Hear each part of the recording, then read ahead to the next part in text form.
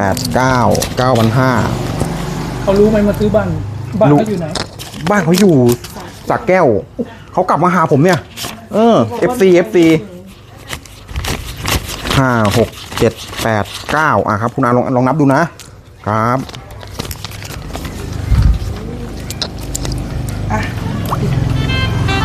โอเคครับยังไงดูนะครับวันนี้ก็จบกับคุณอาไป 9,500 นะครับดูเนี่ยสภาพแบบนี้คุณมีนะครับอย่าไปขายมั่วนะครับนั้นเนี่ย1,500อย่าไปขายนะครับ